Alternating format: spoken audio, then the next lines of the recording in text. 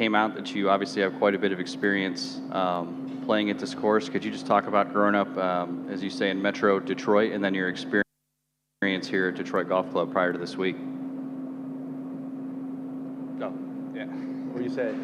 Sorry. I'm sorry. I didn't know you were talking to me. I'm sorry about that. First time doing this. Forgive me. Joe, as I understand it, you won the Shippen Invitational, obviously here at Detroit Golf Club, and then you have some history playing this course quite a bit growing up in the Metro Detroit area. So could you just tell us about your connections here to the club and just your experience playing it growing up? Yes, absolutely.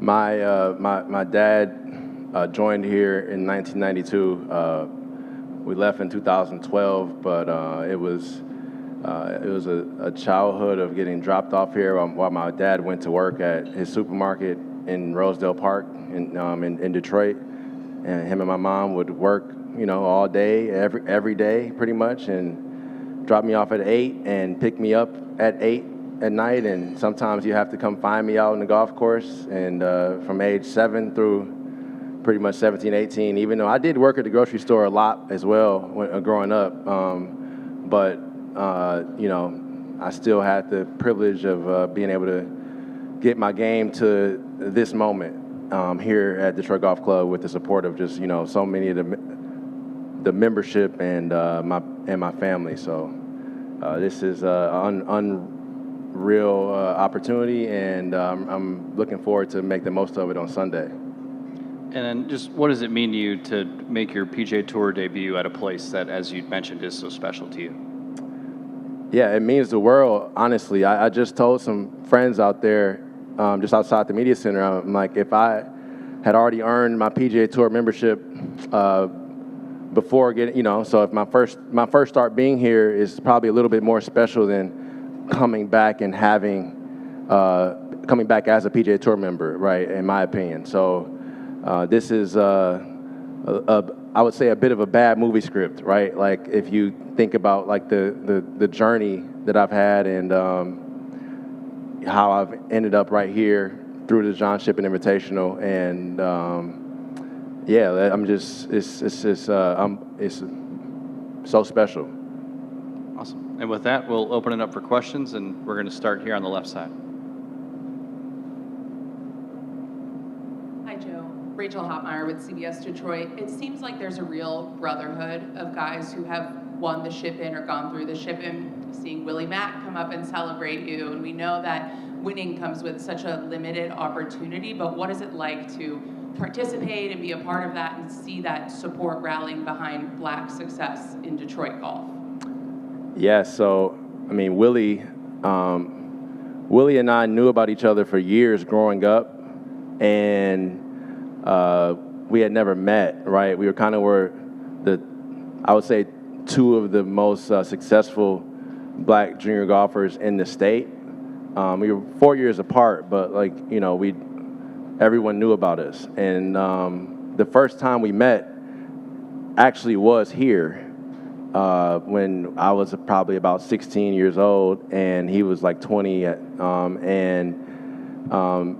You fast forward to that win on that green and tapping in that putt and him showering me, and we both cried on that green, and looking at him and seeing that emotion as well was unbelievable. And we both take it very serious to represent who we are and whose we are, and represent our city. He represents Flint very, very seriously, and I represent Detroit and Detroit Golf Club the same way. And it's just a blessing that it's come full circle. He won last year to get in, and I win in this year. You literally cannot write this. Like, it would be a bad movie. When it comes to the week now that you're here, obviously it's early, but does it feel like you're at a home course? Are you benefiting from that comfort, or is this feeling like a new experience? I'm definitely benefiting from the comfort of being here. Like, everywhere I walk, I know so many staff members of the club and so many members. It's definitely still a home feel vibe, and I feel like all these guys out here that are where I want to be, And in my career, I'm right with them now, and they're in my city and on my golf course, right? So let's see what we can do. We're going to go to Jimmy on the right. Hey, Joe. Being a foremost expert on the topic, can you talk about just what golf means to the city of Detroit and where it kind of sits in the landscape of the city? Well, the history of Detroit Golf Club within the city is is technically very complicated, right? And it's very rich, but still very complicated. You know, like we weren't necessarily black people weren't necessarily very welcome here in the 80s, right? And to fast forward to now and the significance of what the John Shippen is and just the membership as a whole, 120 plus black members, which is by far miles more than any other place in the country. And for me to be kind of like represent that history or be a part of that history here at Detroit Golf Club is such a blessing. And let's just see how much more history we can make this weekend, and hopefully look forward to more opportunities. For other players, especially in the John Shippen. Hopefully I don't have to win that again to get in. So. Now, looking at this week, is there anything that you're going to learn from playing with these pros? You're paired with Tristan Lawrence and Jackson Suber. Is there anything you're excited about, or anyone you're excited to see out here and learn? I'm excited to give them this work and play, and beat them down. All right, we're going to go to the left side here. Joe, it's been a long week over here. Oh, hey Andy. What's going on, buddy? So it's been a long week. Obviously, you had practice rounds last week, played the Shippen, played great in the heat. What have you done to prepare yourself and not get overwhelmed with all the media requests, all the attention, all the fanfare that's gone along with it, just to get ready to play tomorrow?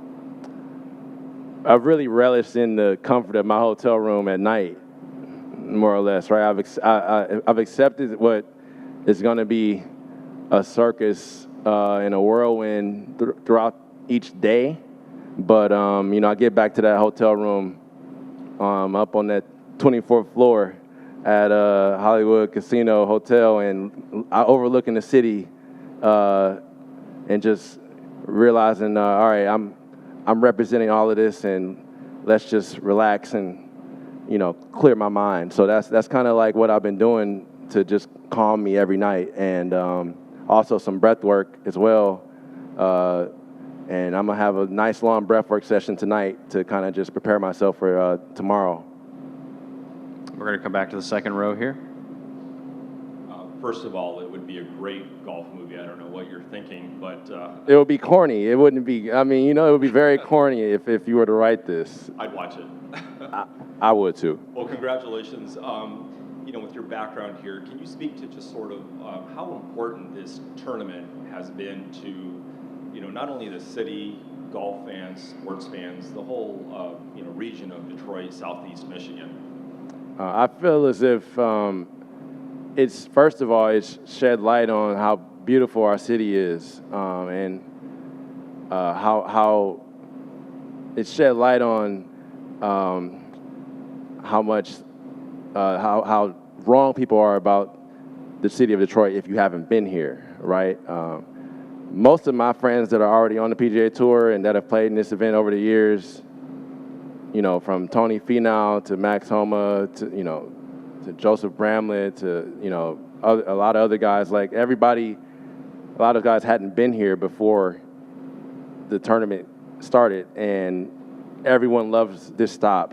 And I think that's a testament to how great the people of the city of Detroit are, and how much pride we have in our city, and how much pride the Rocket Classic tournament has in creating a great experience for the players and for everyone that comes in town for this tournament. So it's just it's really just shed light on the city in a very positive light.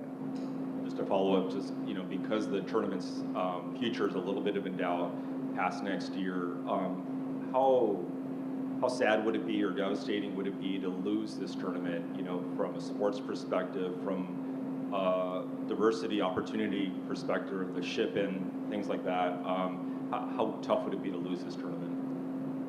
That would not be the best thing in my opinion. I mean, it would be pretty rough. But I mean, I'm not gonna lie to you, man. One thing at a time, right? Like, if there's doubt for the tournament's continuance, I hate to hear that, but you know, I think we should focus on having a good week this week, and hopefully the club comes out of the renovation next year and it's you know, just as good, just as wonderful next year, and we go from there, right? I mean, it's one thing at a time, in my opinion. We're going to stay right here in the front row on the right. Thanks. Congratulations, Joe. Nick Manis at Cranes. Thank you. Nick Manis with Cranes Detroit Business. Two quick questions. First of all, what would success look like for you this week? Winning on Sunday. Winning on Sunday, huh? What if it doesn't quite that? Anything else that you would consider successful? Absolutely, man. Just enjoying the week and you know, making the most out of it, and hopefully doing as much as possible and playing as well as possible to continue to, you know, contribute to just trying to, you know, change my family's life and inspire the next generation. For sure. And then just second question, you know, as you talk about, you grew up on this golf course. Thoughts on, you know, how the course will play post renovation? You know, filling in the pond, tree removal, all of that. What are your expectations for how it plays after that? Well, word on road is that the golf course is going to be tougher, a little bit harder. I have seen the renovations online in a couple videos, and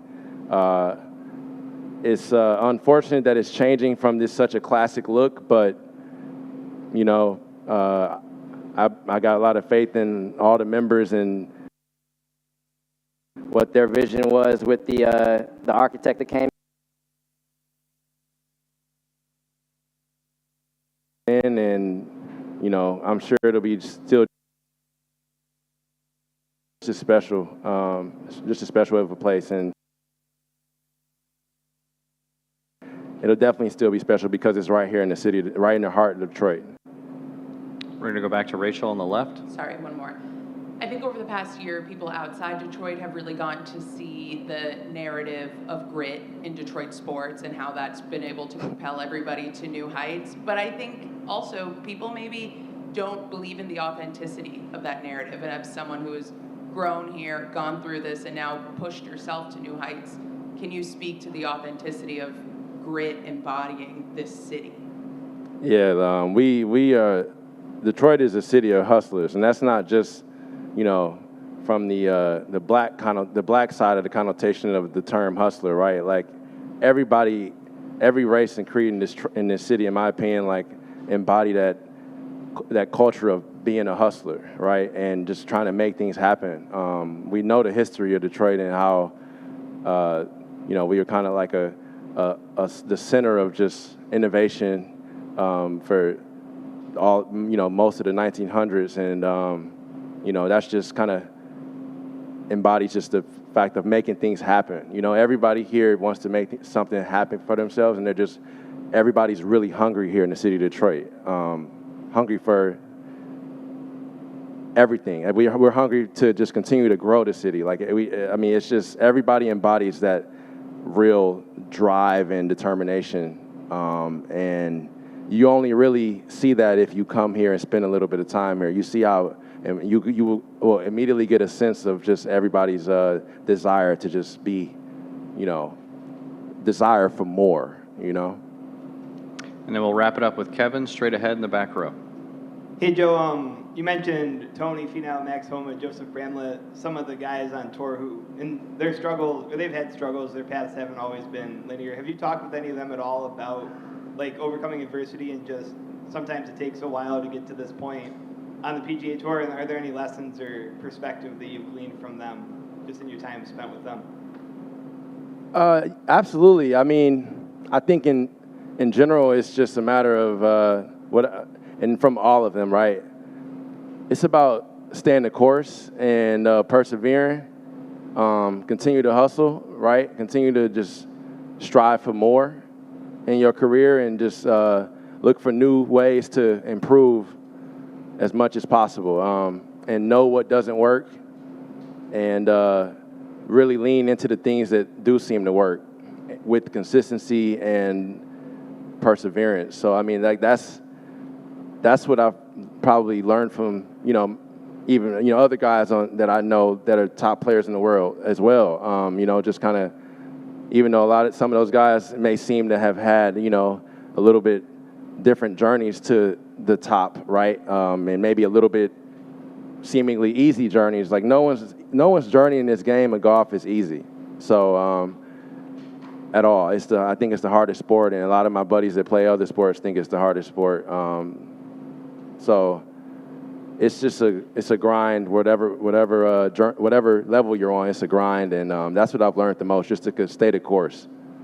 And what are some of the tours that you played on, kind of in your journey?